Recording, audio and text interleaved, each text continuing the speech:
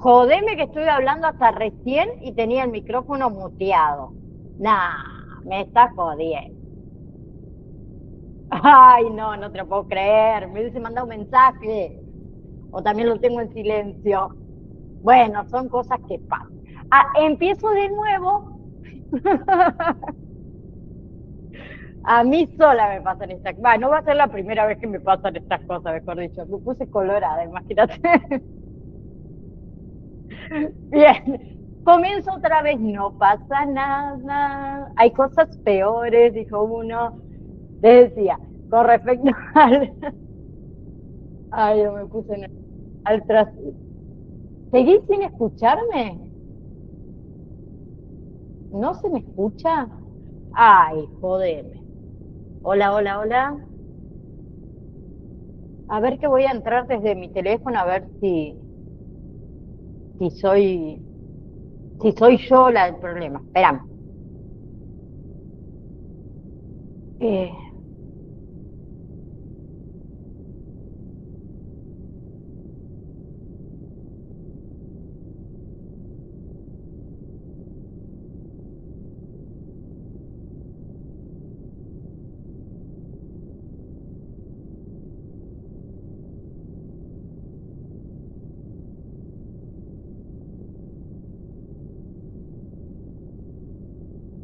un segundo.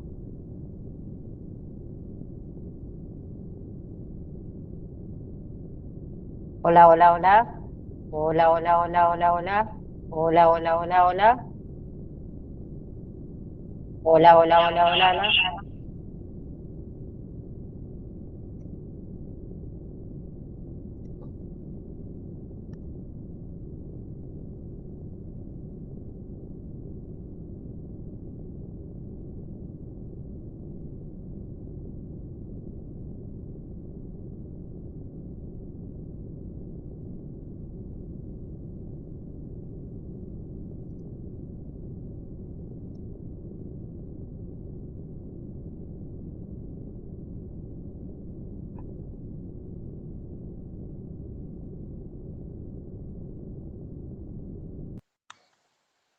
Hola, hola, hola, hola. Hola. Sí, Sí, Brenda. Brenda, porque entré Desde al el teléfono y teléfono. se me escucha.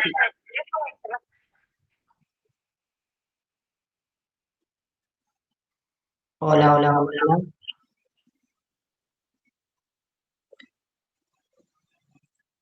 Hola, Hola, hola, hola, hola, hola, hola, hola, hola, hola. hola.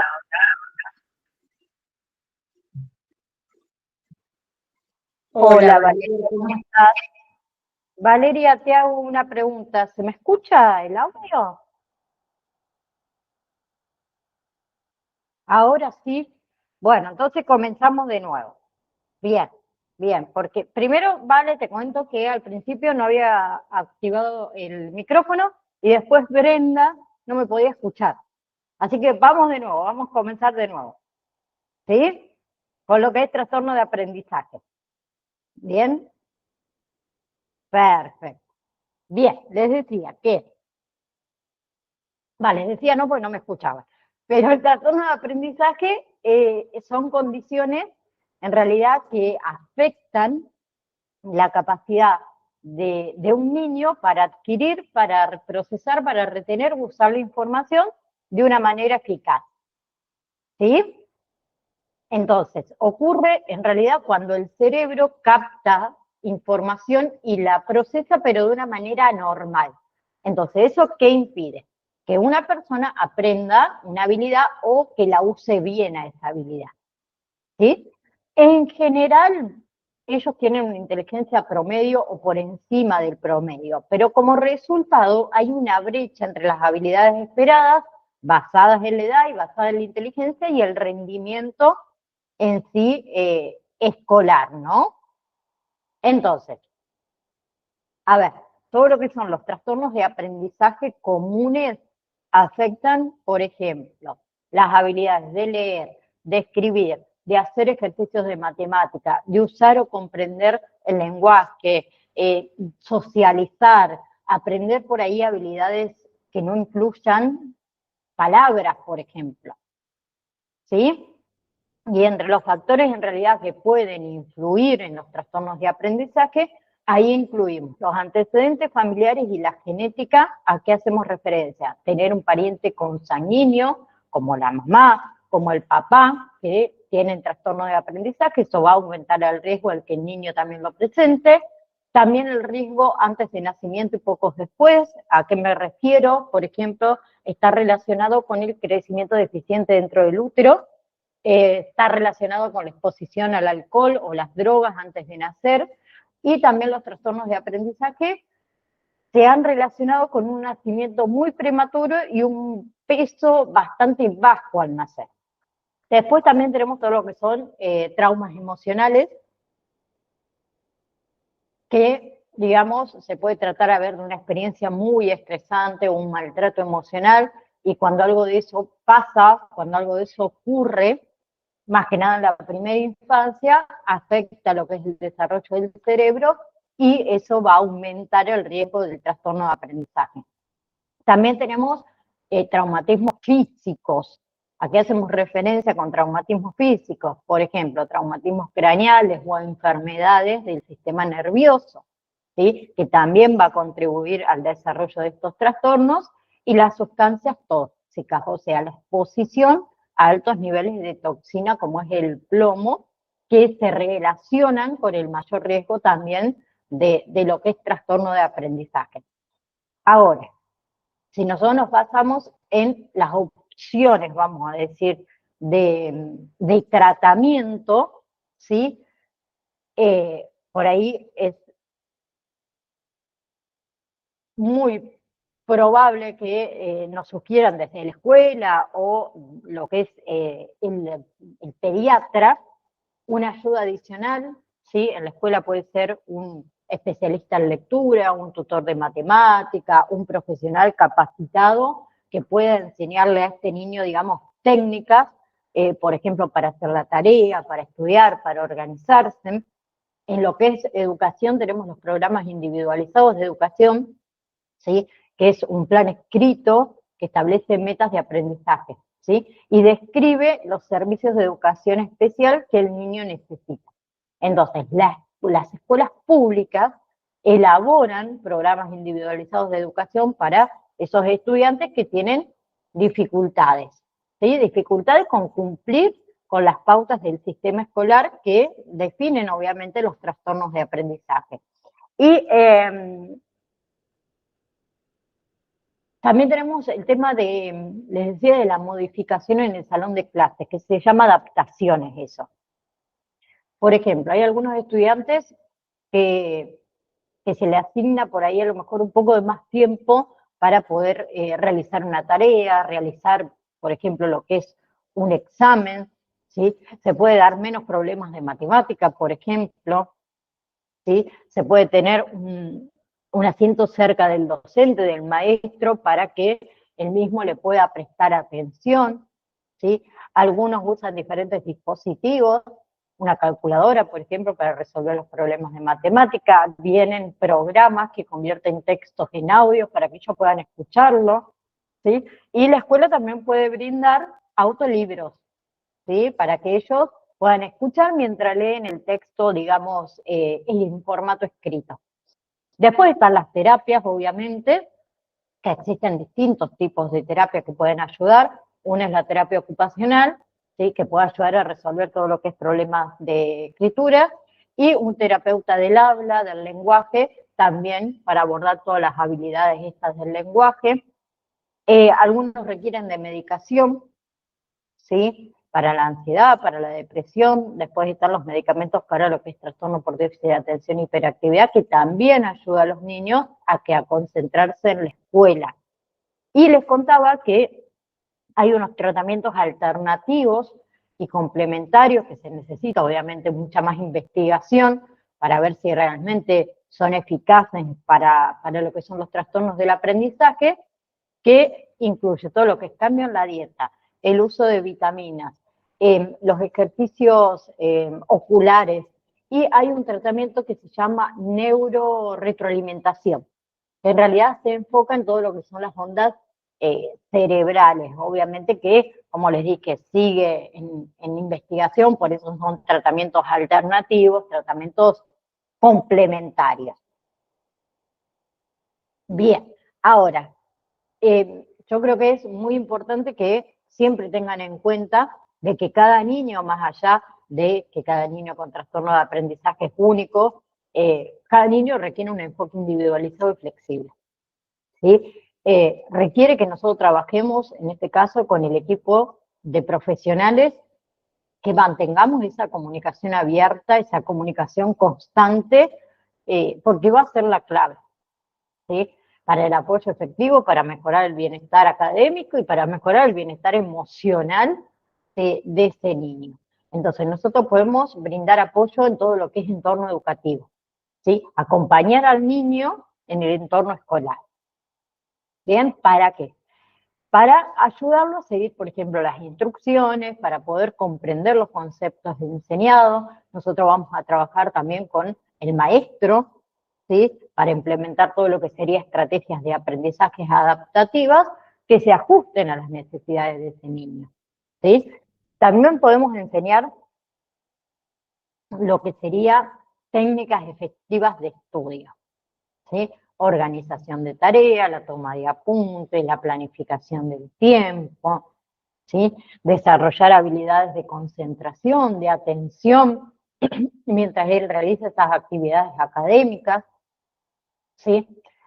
Todo lo que tiene que ver con estimulación cognitiva también, sumamente importantes, obviamente siempre, como les digo, siguiendo las pautas de el terapeuta, pero realizar actividades que promuevan ese desarrollo cognitivo. El juego de la memoria, por ejemplo, muy simple, creo que todo el mundo lo jugó, rompecabezas, ¿sí? O actividades, por ejemplo, que sean de resolución, digamos, de problemas, ¿no? A eso en realidad es más a lo que me refiero, ¿sí? Bienvenida, Claudia. Y tenemos que utilizar recursos educativos, la tecnología, ¿sí? La tecnología, como siempre digo, es muy buena si la sabemos utilizar, pero los recursos educativos y los tecnológicos adaptados siempre para facilitar ese aprendizaje, para facilitar la comprensión de los conceptos. No hay ningún problema. Bien. También, obviamente, no nos olvidemos nunca de lo que es el apoyo emocional, ¿sí? De la comprensión. Nosotros vamos a ayudarle a manejar el estrés, la ansiedad, la frustración, ¿sí? Porque ustedes imagínense que el desafío que ellos tienen de aprendizaje trae muchas veces consigo el tema de la frustración. Como les digo yo a mi hija, te enojaste con la materia directamente. Entonces, fomentemos la autoestima, fomentemos la confianza en sí mismos, ¿sí? Eso lo hacemos cuando nosotros reconocemos el esfuerzo que hace, reconocemos sus logros, ni hablemos de tener que mantener la comunicación con la familia, ¿sí? Regularmente, con los tutores, con los padres. Nosotros vamos a estar informando del progreso del niño, vamos a estar informando de las estrategias efectivas y el recibir también un poco de retroalimentación que nos va a ayudar muchísimo, ¿sí? Nosotros tenemos que hacer una implementación de actividades y de pautas dentro de casa, del hogar, para que el hogar apoye el aprendizaje y el desarrollo de ese niño, ¿sí? Entonces, colaboración con los profesionales de salud, colaboración con la educación, ¿sí? Porque trabajamos en conjunto con psicólogos, por ahí con terapeutas ocupacionales, con logopedias, por ejemplo, ¿sí? Participen siempre de las reuniones de equipo, ¿sí? Participen de las reuniones escolares, ¿bien? Y no se olviden siempre de realizar, digamos, y registrar el seguimiento constante del progreso de ese niño con respecto a sus metas y a sus objetivos de aprendizaje. ¿Sí? y registrar obviamente cualquier otra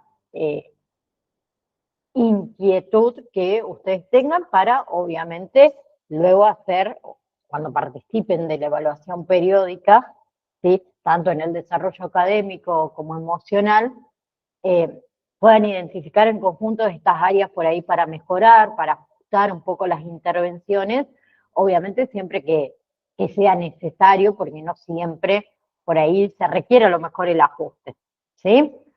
Ahora sí, les comparto el videíto, así podemos continuar. Los trastornos específicos del aprendizaje. ¿Qué son y cómo funcionan? Te lo explico. Los TEA o trastornos específicos del aprendizaje se clasifican en dislexia, disgrafía y disortografía y discalculia. Son trastornos del neurodesarrollo que afectan a la capacidad de leer, escribir y calcular de manera correcta y fluida. La dislexia es un trastorno específico de la lectura que dificulta la lectura y la comprensión de textos escritos. Los disléxicos tienen dificultades para asociar las letras a los sonidos de su propio idioma, lo que les impide poder leer de forma precisa y fluida. Las personas disléxicas ven las letras escritas sobre el papel de forma diferente a cómo lo hacen quienes no son disléxicos. Las letras se confunden y parecen fusionarse, y a veces parece que casi se mueven por el papel. Y como es tan complejo para las personas disléxicas entender las palabras escritas, suelen usar métodos de compensación como tratar de leer por intuición, quizás procurando adivinar lo que pone al reconocer solo algunos elementos gráficos de palabras conocidas. Esto hace que la lectura sea posible, pero muy lenta y agotadora. La disortografía es un trastorno específico de la escritura. Las personas disortográficas tienen dificultades para escribir correctamente las palabras y para transformar el lenguaje hablado en lenguaje escrito. Toda persona disortográfica confunde los sonidos alfabéticos que se asemejan fonética o gráficamente, como por ejemplo F y V, o P y B, u omite algunas partes de la palabra, como por ejemplo la doble consonante, o invierte secuencias de sonidos dentro de las palabras, por ejemplo, sefámoro en vez de semáforo. La disgrafía también es un trastorno específico de la escritura. Los disgráficos tienen dificultades para escribir a mano correcta y rápidamente. Intenta transcribir este texto con la mano izquierda si eres diestro o con la mano derecha si eres zurdo. Así sabrás, más o menos, qué supone tener un trastorno específico de la grafía. La discalculia es un trastorno específico de la comprensión de la aritmética y de cómo realizar operaciones matemáticas sencillas. Para las personas discalcúlicas, hacer operaciones aritméticas sencillas como contar las vueltas de una compra o calcular cuántas horas faltan para la cena es extremadamente difícil y requiere un gran esfuerzo. Para entender cómo se siente una persona discalcúlica, intenta imaginar que eres un estudiante de letras que trata de hacer un examen de trigonometría en la Facultad de Matemáticas. No se ha determinado la causa del desarrollo de los TEA, pero parece ser un fenómeno más habitual en algunas familias, lo que sugiere que puede estar relacionado con factores genéticos. Los TEA no se deben a un déficit de inteligencia, ni a problemas ambientales o psicológicos, ni tampoco a déficits sensoriales, sino que dependen de las diferentes modalidades de funcionamiento de las redes neuronales involucradas en los procesos de lectura, escritura y cálculo. Imaginemos que, por ejemplo, el proceso de lectura y comprensión de un texto o de una operación aritmética son como un camino por seguir en el que la formación escrita debe ir desde un punto A, o sea, una hoja de papel o una pizarra, a un punto B, es decir, el área del cerebro donde se produce la comprensión y la asimilación de la información en las personas. Sin TEA, la información escrita se lee y recorre un camino relativamente lineal dentro de las redes neuronales del cerebro hasta que se comprende y asimila en el cerebro de las personas. Con un TEA, sin embargo, estas redes neuronales no siguen rutas estándares. Por el contrario, estas rutas están repletas de encrucijadas, desvíos o callejones sin salida. Esto no quiere decir que las personas con TEA sean menos inteligentes o que no sean capaces de entender la información escrita o de contar, sino únicamente que su estructura cerebral hace que el viaje de la información sea más largo y complicado y por tanto las áreas consideradas insignificantes o automáticas, como leer una frase corta o hacer una suma, pueden requerir mucho más esfuerzo, más atención y más tiempo. Este funcionamiento diferente del cerebro es innato y no cambia con el tiempo, por lo que no es posible curarse de los trastornos específicos del aprendizaje. pero con el tiempo y las herramientas de apoyo adecuadas, como mapas conceptuales, audiolibros o vídeos, las personas con TEA puedan aprender eficazmente. Estas herramientas funcionan de forma parecida a como lo hacen un mapa o una brújula para un viajero y ayudan a que la información llegue a su destino, lo que permite a las personas con TEA alcanzar los mismos objetivos que los demás. Al tratarse de trastornos específicos del aprendizaje, los TEA suelen diagnosticarse cuando se empieza a aprender, es decir, cuando se empieza a asistir a la escuela. Por ello, es muy útil contar con un diagnóstico precoz que permita a los niños con TEA recibir un plan didáctico personalizado, hecho específicamente para calibrar un plan de estudios adaptado a sus propias características. A veces, recibir un diagnóstico de TEA puede hacer que las personas, sobre todo si son niños, sientan que no son tan capaces como los demás y que no están a la altura. En estos casos, es fundamental recibir apoyo psicológico para hacer el diagnóstico y para lograr un mayor bienestar en el futuro.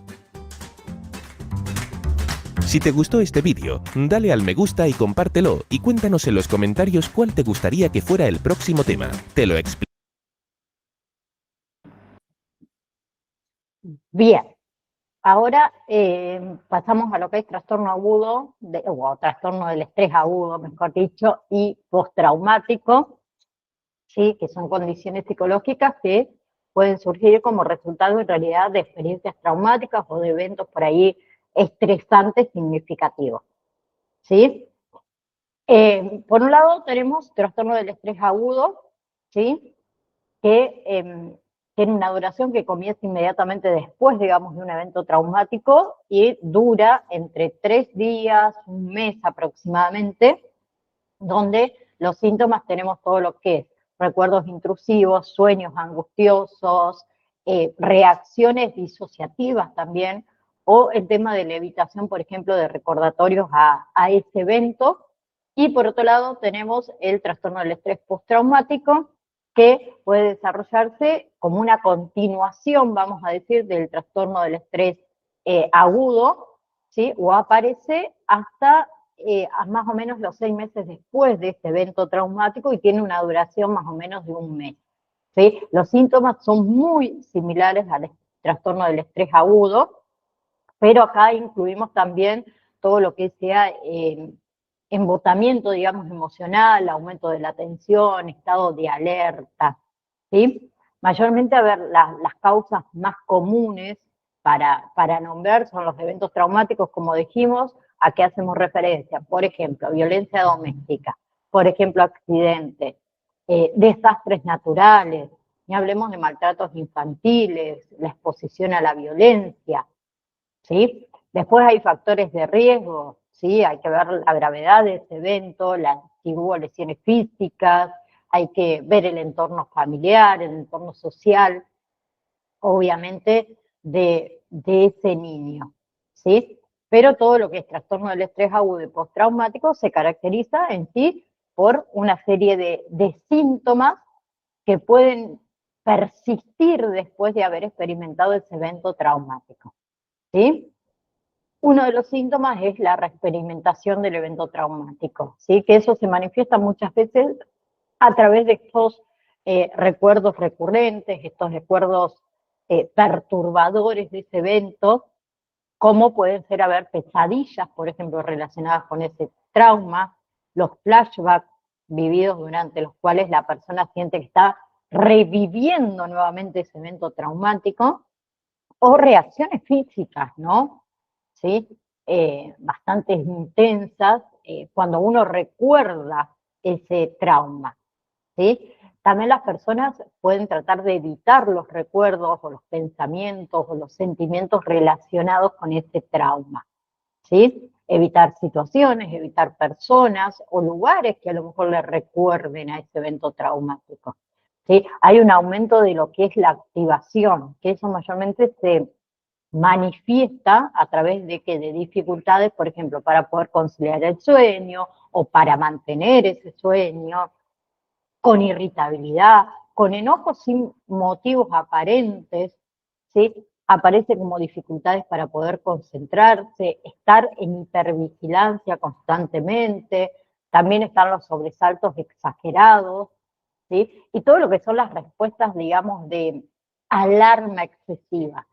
¿sí? Hay cambios cognitivos, hay cambios de ánimo, ¿sí? Experimentan estos pensamientos por ahí negativos sobre sí mismos, sobre los demás, sobre el mundo en general, ¿sí? Aparecen los sentimientos de culpa, los sentimientos de vergüenza, ¿sí? Tienen dificultades, por ejemplo, para experimentar emociones positivas, puede generar falta de interés en actividades que para él anteriormente eran placenteras, dificultad por ahí para recordar aspectos por ahí muy importantes de ese evento, digamos, traumático, y los síntomas físicos, ¿sí? Dolores de cabeza, problemas gastrointestinales, palpitaciones, el tema de la dificultad para respirar, ¿sí? O cualquier otro síntoma físico que no tenga ninguna causa médica que sea identificable,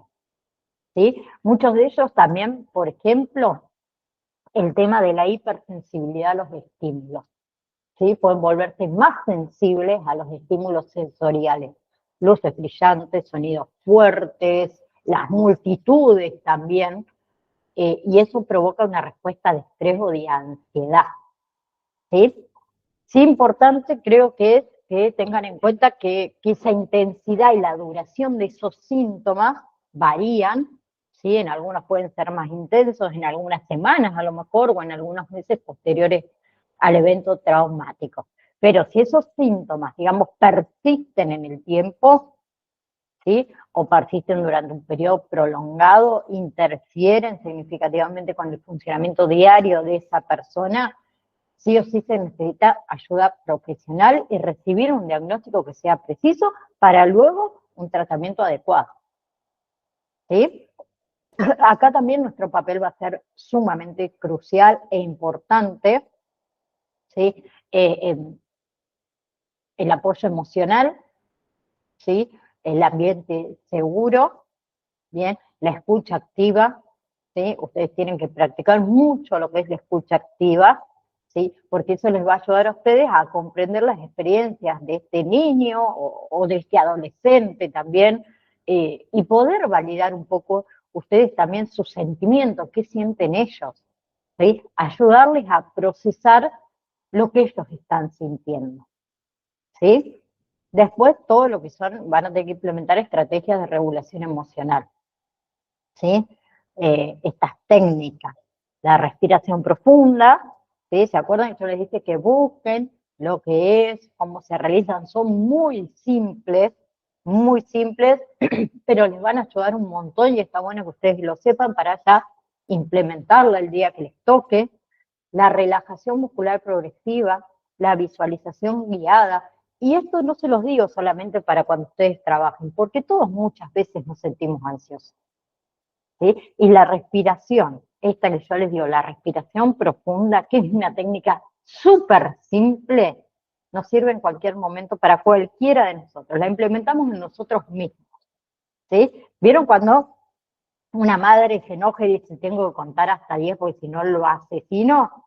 Bueno, es más o menos así, ¿sí? Nada más que es controlando nuestra respiración para que nuestra ansiedad, nuestro estrés disminuya, ¿sí? Después también obviamente que tenemos todo el tema de la psicoeducación, ¿sí? Nosotros, ustedes van a estar en la posición de informar, de educar sobre los temas estos, explicándoles cómo se pueden manifestar los síntomas, cómo pueden abordarlo de una manera obviamente efectiva, ¿sí? Después tenemos todo lo que es refuerzo de habilidades de afrontamiento, que también se pueden implementar, esto de la enseñanza de afrontamiento saludable, la resolución de problemas, lo que son pensamientos positivos, la búsqueda de ayuda o de apoyo social, ¿sí? Y para ello también es muy importante el establecimiento de rutinas por ahí estructuradas, ¿sí?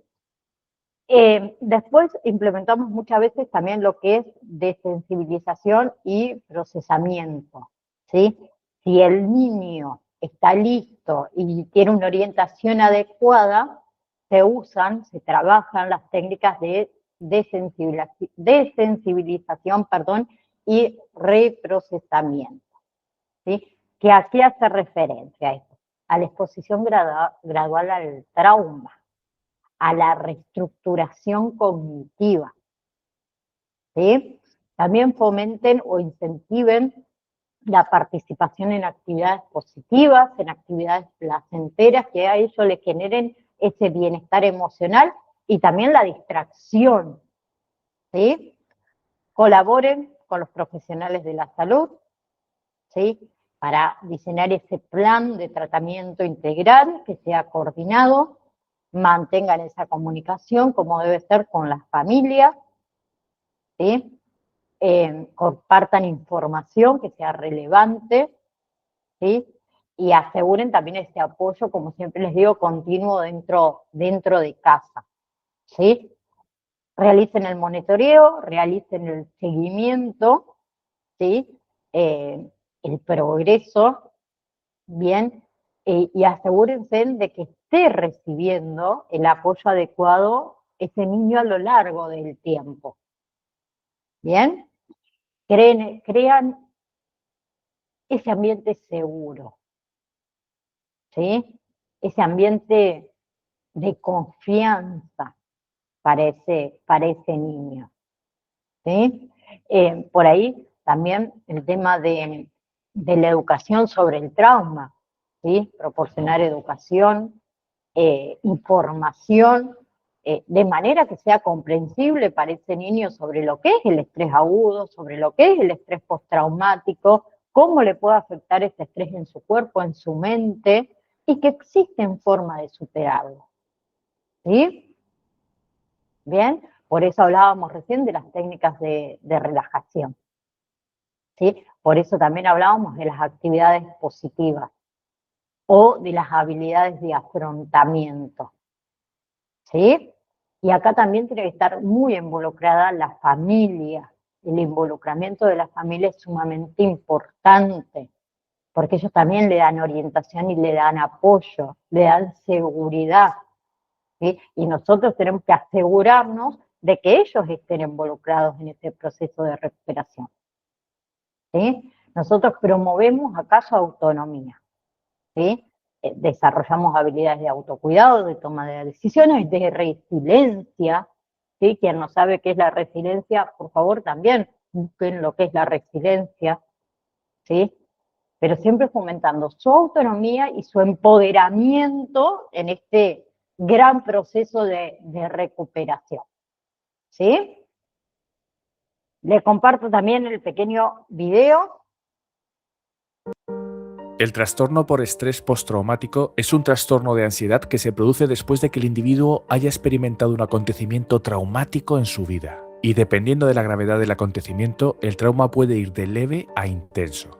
Quizá hayas oído hablar de este trastorno últimamente con las tristes noticias de guerra en Europa, o quizá hayas tenido alguna experiencia personal o cercana. Estos traumas se arrastran durante muchos años y son heridas emocionales que cuesta sanar.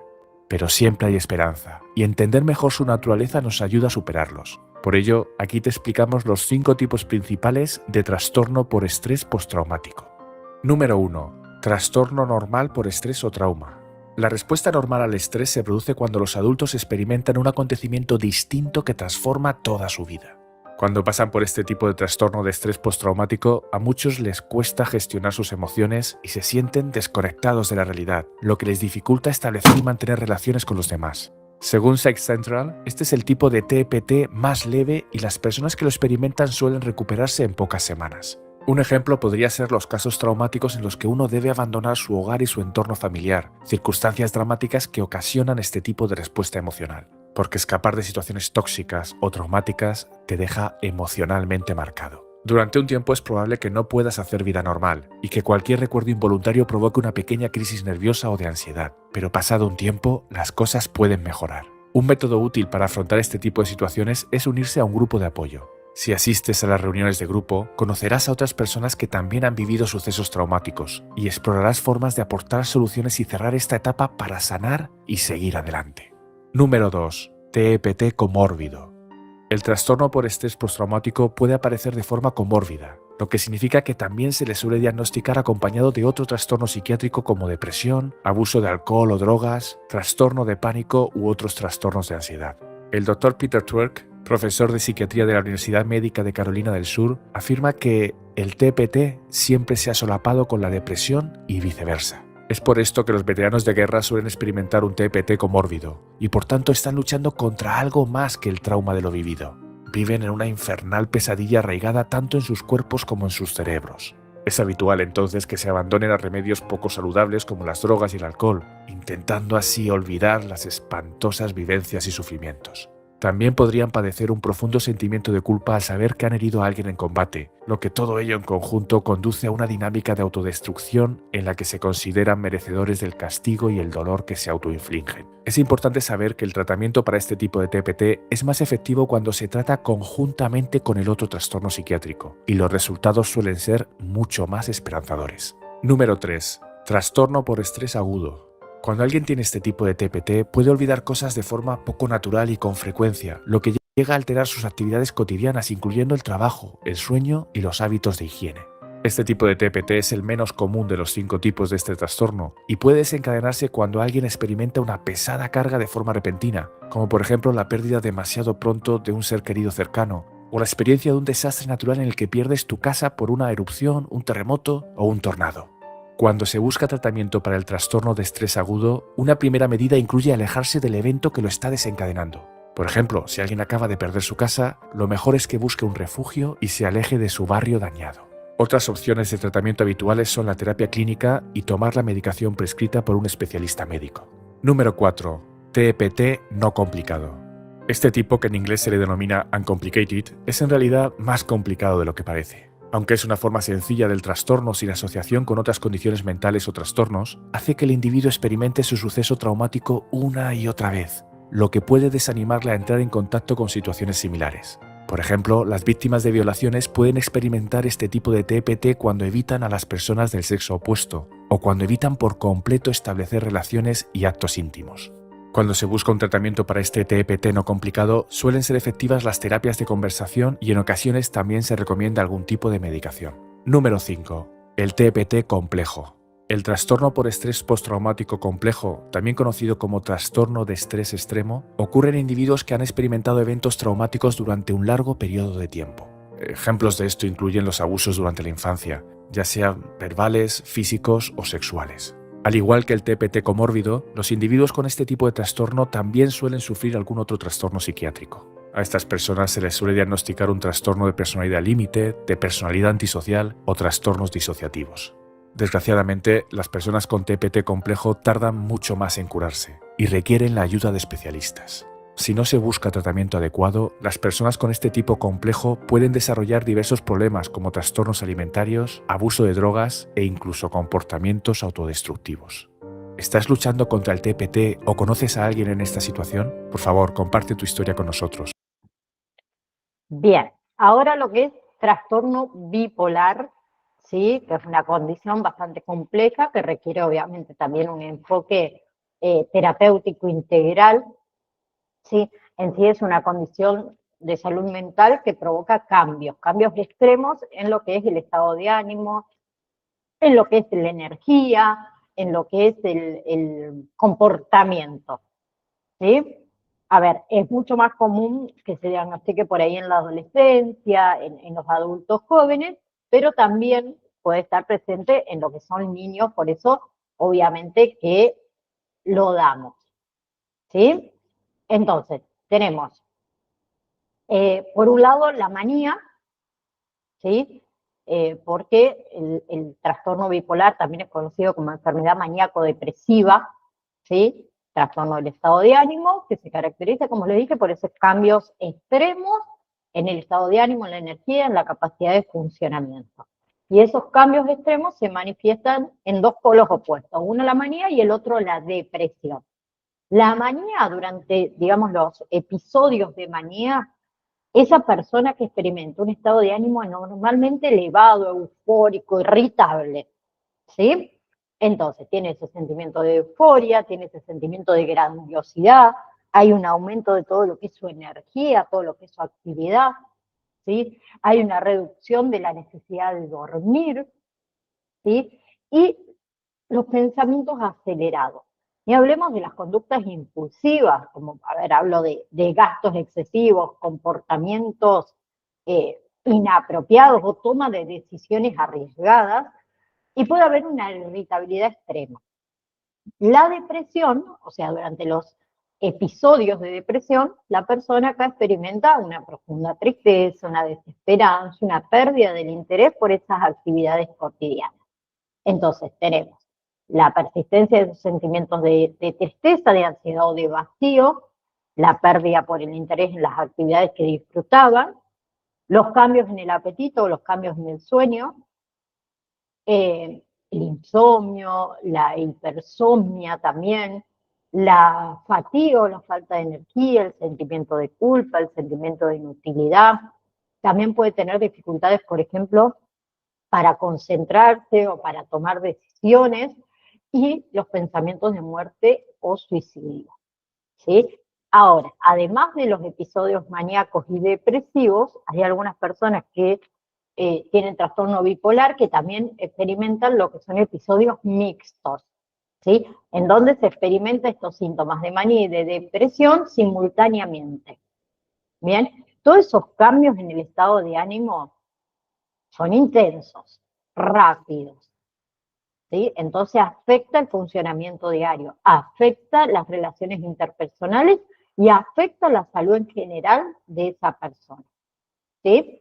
Algo para dejar claro, el trastorno bipolar es una afección crónica, es una afección recurrente que requiere manejo a largo plazo, ¿sí? Entonces, si hablamos de tratamiento, generalmente implica combinación de medicamentos, los estabilizadores del estado de ánimo, la terapia psicológica, los cambios en el estilo de vida, ¿sí? Pero tranquilos que una persona con un tratamiento adecuado, con un buen manejo, ¿sí? Lleva una vida plena, lleva una vida productiva, ¿sí?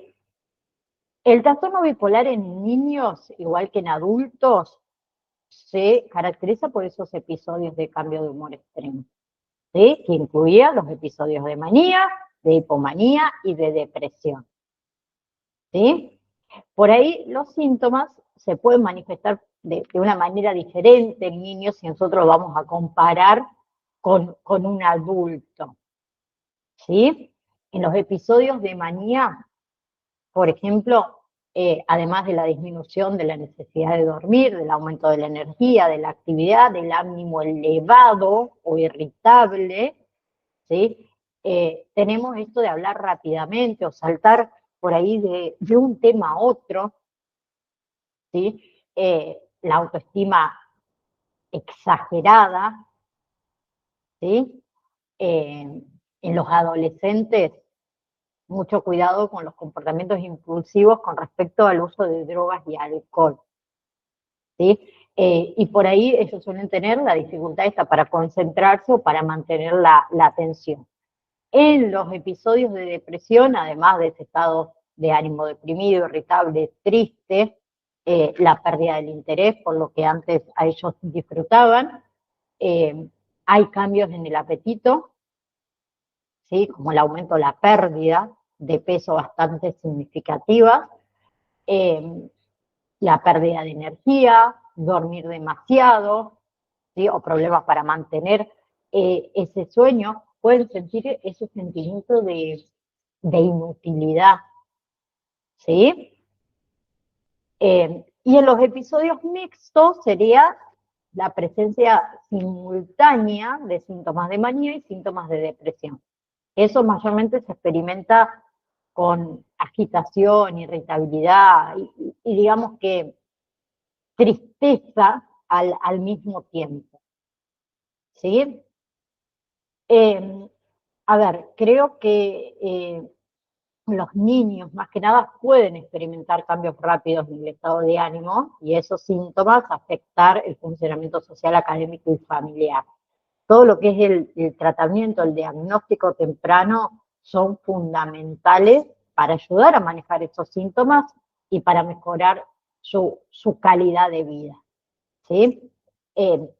Es crucial, obviamente, buscar la evaluación y la orientación de los profesionales de la salud mental, obviamente, en este caso, ¿no? Sí o sí. Ahora, con respecto a lo que nos compete a nosotros como acompañantes terapéuticos, ¿sí? También nuestro trabajo va a ser fundamental. Nosotros debemos monitorear el tema de los síntomas, ¿sí? Observar y registrar los cambios de humor, el nivel de energía, los patrones de sueño, cualquier síntoma que por ahí sea relevante, ¿sí? Porque eso nos va a ayudar a tener un registro de la evolución del trastorno y poder identificar por ahí posibles desencadenantes, ¿sí? Ni hablemos del apoyo emocional constante, mostrando empatía, mostrando comprensión, ¿sí?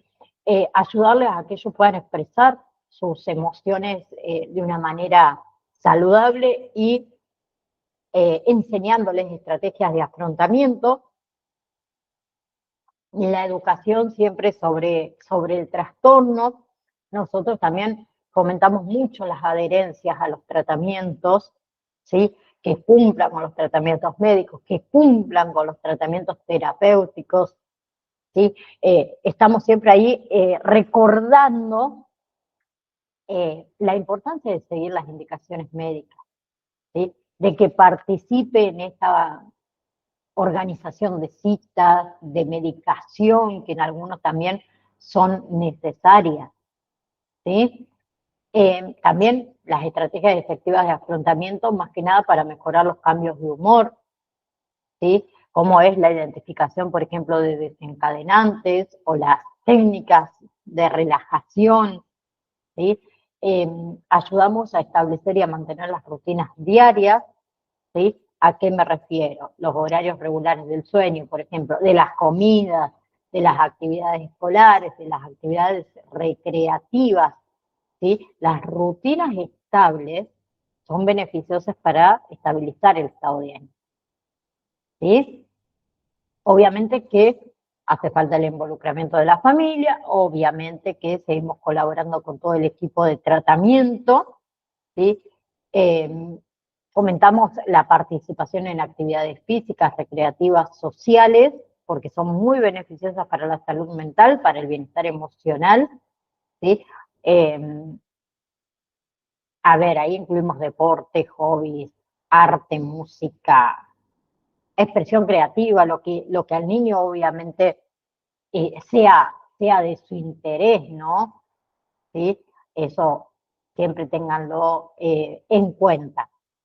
¿Qué más me falta? Bueno, la promoción de la autonomía, aumentar independencia, toma de decisiones, obviamente siempre como es apropiada a su edad, ¿sí? Y yo creo que lo dije, pero no me acuerdo, no estoy segura, la realización del seguimiento regular del progreso de ese niño, ¿sí? En términos de estabilidad emocional, de funcionamiento escolar, social, ¿sí?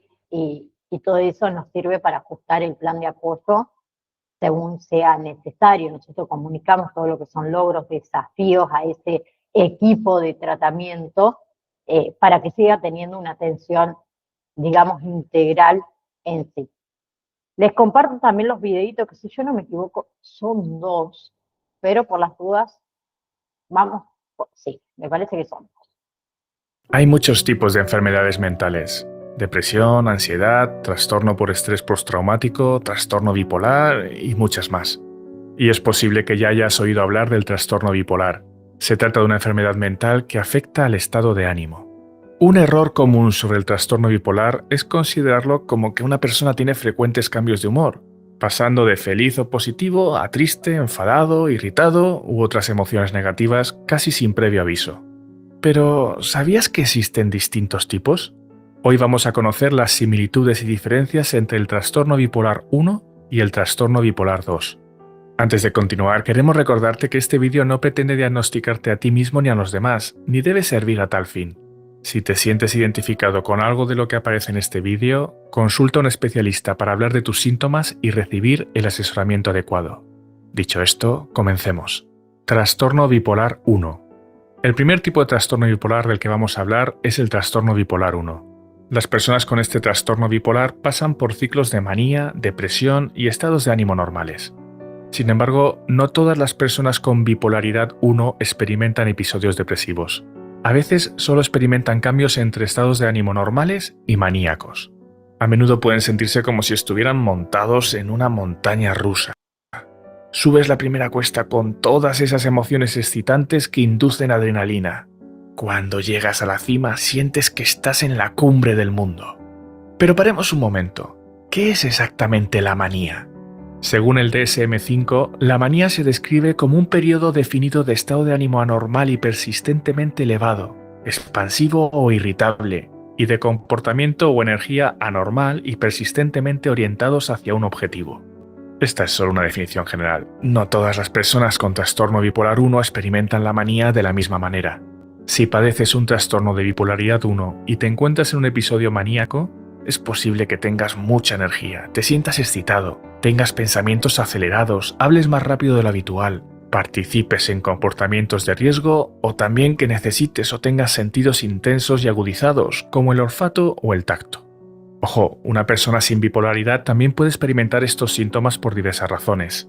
Puede que haya tomado demasiada cafeína o azúcar, o puede que simplemente esté de buen humor y con energía. Las diferencias claves son que los episodios maníacos de las personas con bipolaridad suelen ser muy extremos, fuera de lo normal para la persona que los experimenta, y los episodios duran al menos 7 días. Ocasionalmente, algunas personas con bipolaridad 1 pueden experimentar psicosis durante un periodo maníaco. La psicosis se entiende fácilmente como una pérdida de contacto con la realidad.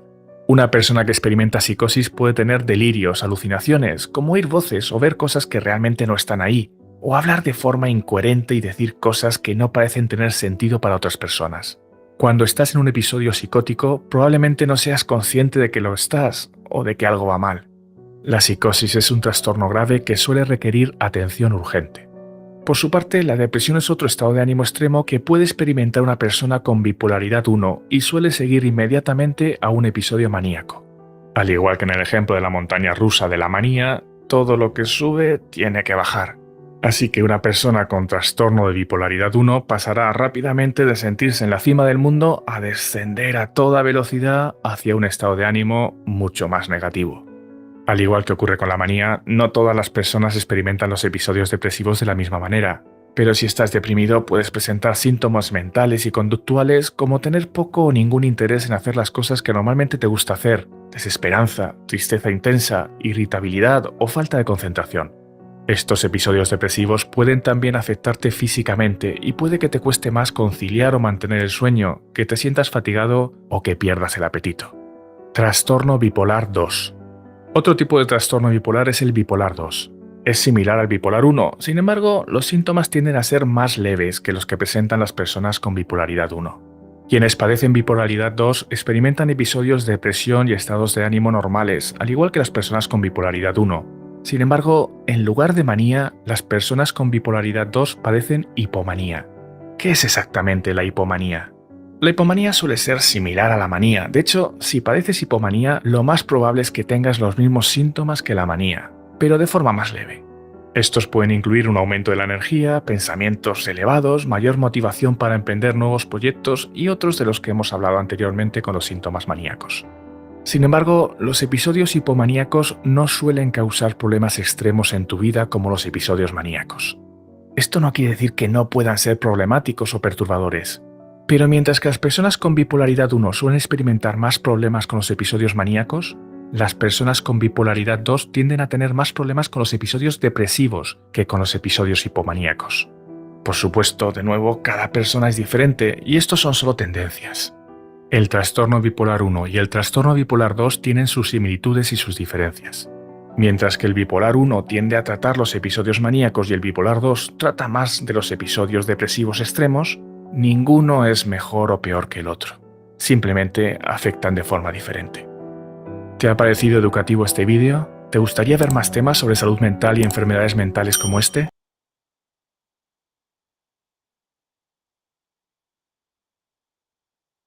Déjenme que les busque, a ver si encuentro acá la otra parte del video, que yo sé que lo tengo. Denme un segundito, creo que es este. A ver, ya les digo.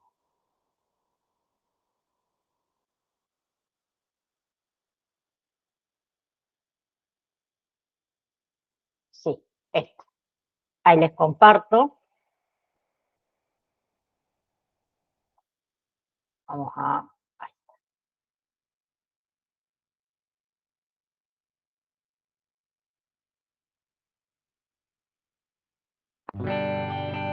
Hola, soy Bruno. Después de haber normalizado mi vida, sigo realizando el grupo de autoayuda en Assam y trabajando en el laboratorio en el que reanudé mi carrera laboral, donde todos conocen mi enfermedad y me apoyan. Hola, Bruno. Hola, Isabel. Ella es Isabel. Trabaja en el laboratorio desde hace 2 semanas. Verás, me he enterado de lo de tu enfermedad y he pensado que tal vez podrías ayudarme a saber cómo puedo ayudar a mi hermana. A la salida del trabajo, Isabel me cuenta el problema que está teniendo su hermana Usue, a quien le han diagnosticado trastorno bipolar.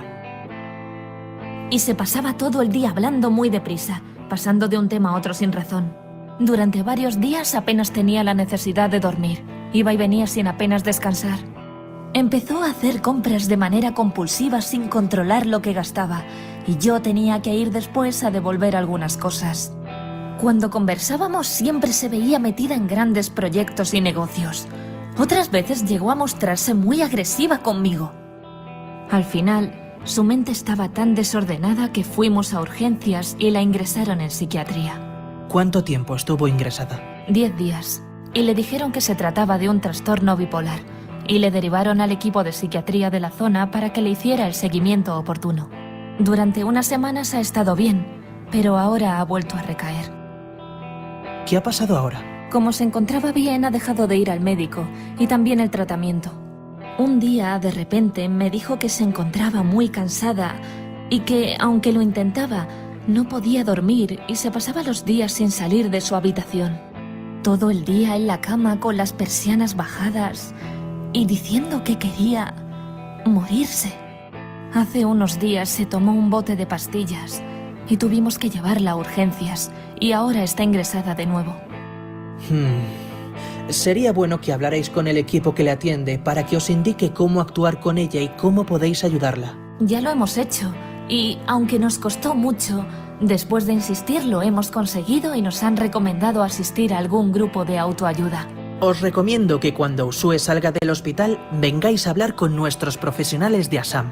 Ellos le enseñarán cómo cuidarse y os podrán explicar mejor en qué consiste su enfermedad y cómo prevenir recaídas. Por suerte, la familia de Isabel y Usue hizo caso y, cuando Usue pudo salir del hospital, fueron a conocer a Assam. En el centro no tardaron en interesarse por el caso de Usue y consiguieron que un psiquiatra y una enfermera fueran al club social de la asociación para hablar del trastorno bipolar. Fue una tarde muy provechosa. El trastorno bipolar no supone un deterioro funcional tan importante como otros trastornos mentales, pero la convivencia familiar puede ser más conflictiva. En los periodos de bajo ánimo o depresivos, el enfermo peligra por los intentos de suicidio, y en los de euforia o maníacos son los familiares y otras personas del entorno, así como el propio paciente, quienes pueden sufrir las consecuencias del trastorno. Por lo general, una persona que tiene un trastorno bipolar pierde el control de su estado de ánimo, pasando de una fase maníaca, es decir, de euforia desmesurada, a una depresión que puede durarle mucho tiempo sin justificación alguna. Hay que aclarar que no tienen nada que ver con los pequeños cambios de humor que podamos tener cualquier persona. Isabel y Usue han aprendido un poco más sobre los trastornos bipolares y han entendido, como ocurre con cualquier enfermedad mental, que es muy importante no abandonar la medicación, recibir ayuda psicológica y el apoyo de la familia. Bien, era eso los 2 videitos que quería compartirles. La clase que viene quiero que charlemos de lo que es depresión y trastorno de desregularización disruptiva del estado de ánimo, que es importante también. del trastorno obsesivo compulsivo, ¿sí? Trastorno de angustia también nos queda ver, trastorno de ansiedad por separación, si podemos ver por lo menos esos 4 sería lo ideal, ¿sí? Y recuerden que tienen hasta hoy para realizar el examen de la validación número 3, ¿sí? Bien, ¿alguna pregunta, algo antes de retirarnos? Sé que me pasé por ahí de tiempo, pero es porque al principio no me andaba, no. Primero, en realidad, no prendí el micrófono y después Brenda no me podía escuchar, entonces nos demoramos un poco ahí, entonces lo recuperamos ahora, ¿no? Bien, cualquier cosa, el recuperatorio de la validación número 3. No, si no fue culpa tuya, fue mía, que yo no prendí el micrófono. No. El recuperatorio, le decía, de la validación 3, el 3 y el 4, ¿sí? De noviembre, por las dudas, que va a estar habilitado. Bien, gracias, chicas, a cada una de ustedes por estar. Como siempre los digo, gracias a los que ven la clase grabada también. Y tengan una hermosa semana y nos vemos la próxima clase, el próximo miércoles. Voy a acordarme de prender el micrófono esta vez, así que les mando un saludo enorme a cada una de ustedes. Chao, chao.